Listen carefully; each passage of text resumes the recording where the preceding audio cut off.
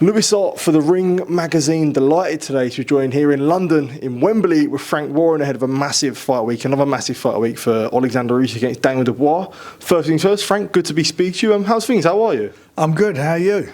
Doing very well, doing very well. A bit jet lagged from New York, but yeah, I guess we'll start on that. I know we caught up after the fight with Hamzah Sheeraz's destructive display against Edgar Berlanga. You've had time to reflect on it. How special was that night for Hamzah in New York? It was very special. You know, he went to the other guy's backyard. First time I've had boxing at the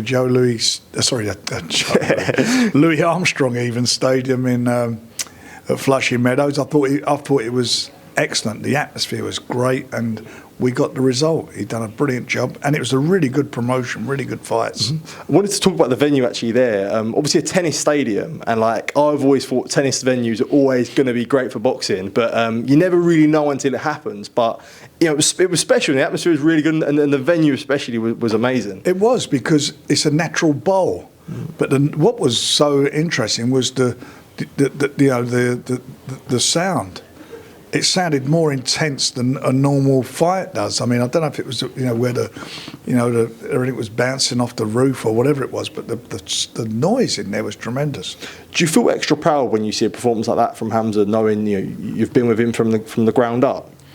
Yeah, I mean, it's him delivering it at a weight that he felt comfortable. I mean, that was like the fight before with Dubois. He was really, really struggling at the weight, as was shown in his performance. And he showed that he's at a weight that he can make comfortably. What a danger he is to everybody. I mean, that was a brilliant performance. Do you feel like he's announced himself on the world stage now? Well and truly.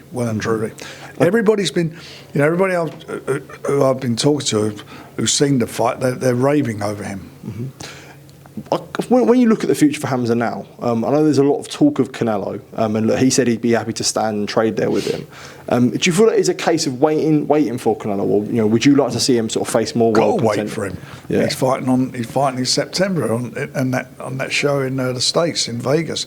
It's going to be a great fight between him and Crawford, and he's ready to fight the winner. That's what we want to do.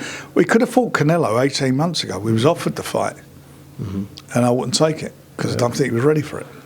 Would you not want to see him fight a little bit more at 168, or do you feel like the Berlanga fight's definitely worth it? I think he's there to go. He was, had he made the weight against Dubois, if he could have made the weight, I think he could have won that fight. So he'd have been a world champion. What are you going to do? You don't shy away from opportunities when they come along like that. Yeah, no, I understand. But moving on to this week, obviously a massive fight week. You've promoted so many big fights, so many massive fights. We were just going through there, all the stadium fights you've promoted. Some of them, of course, some of them. But when you look at it now, with all the experience, still fight weeks like this, that still gets you buzzing and still gets that excitement. This is a special fight, and it's a history-making fight. No heavyweights fought for the 4 belts in the UK before. It's the first time it's ever happened, and for a Brit to win it, in Daniel's case, would be history making. Yeah. And with that, I saw Queensbury post a collage or a carousel of all old Daniel Dubois Instagram photos, and the hashtags was every belt. It was all every belt. And to see now, from the young Daniel Dubois now till then, how special do you think that journey has been? That this has been, Saturday night's been a vision for him since he first sort of laced the gloves and first sort of stepped in a professional ring. Well, when we signed him for a reason, and we invested in him for a reason. That's because we felt he would be world champion, and he is world champion. He's won a belt. He's the IBF champion. He's in this position now where he can win it, can unify those belts, and for me, that would be a massive moment in certainly for me as a promoter, in being with a guy from the start and guiding him into that position. Daniel said a lot about, I saw an interview in the Stomping Ground yesterday. He said, he's got to beat this old guy, etc., and sort of being in his prime now. Do you feel it is a case that a lot has been taken out of Usyk, especially with the 2 Fury fights that he's had? I hope so. I really hope he has. But look, he's like everybody. We're all getting older. He's getting older, but he's a consummate professional. And you've got to remember, he signed up for this fight. This is no mandatory or anything. This is like a unification fight, and Usyk fancies it. They both shared the ring with each other, so they know each other backwards. They know where they are. So it's who's learnt from that fight, that first fight. What do they do different? And I do believe that Daniel has learnt from it, and I believe he can do different. And he's certainly shown in this role of form that he's got at the moment, with 3 sensational stoppages against world-class fighters or former world champions.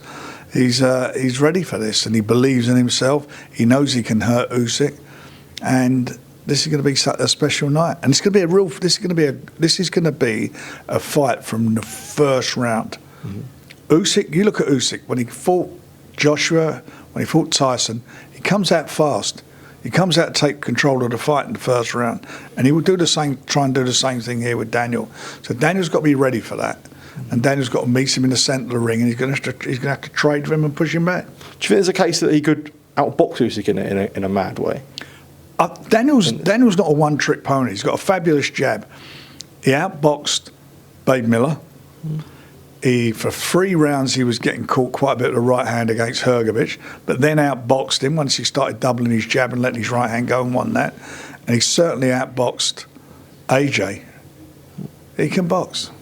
Is it a case of when you look at the first fight and you look at Daniel since then, do you think it is as simple as like a confidence thing that where he's improved on? Yeah, I do. I think, you know, he hurt him. He thought it was a legitimate punch, as I did, and we won't go into all that stuff again, all the history of all that. But the bottom line of it all was his whole focus from that got taken away when the referee gave that nigh on 4-minute break. Yeah. Okay. So yeah, as you say, like, so you feel like, you know, the biggest improvement, regardless of sort of anything ability-wise, really was just simply the confidence then. Mentally, and. You know, that's what. I can look at fighters over the year. I can remember Roberto Duran. You know, no mass. Yeah, of course. Yeah. You know, you see things like, you know, Canelo going in with Floyd Mayweather. You look at things like, but you know, that good fighters learn. They learn. You know, you get bumps in the road in your life and in your career, and it's how you deal with it and how you come back.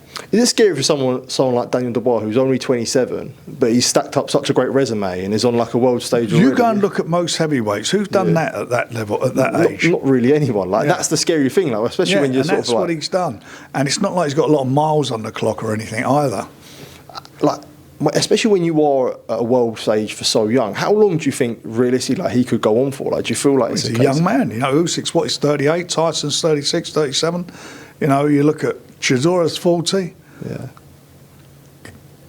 Can go on. I mean, he keeps. Excuse me. He don't blow up in between fights, does he? You look at him. He's an athlete. Yeah, absolutely.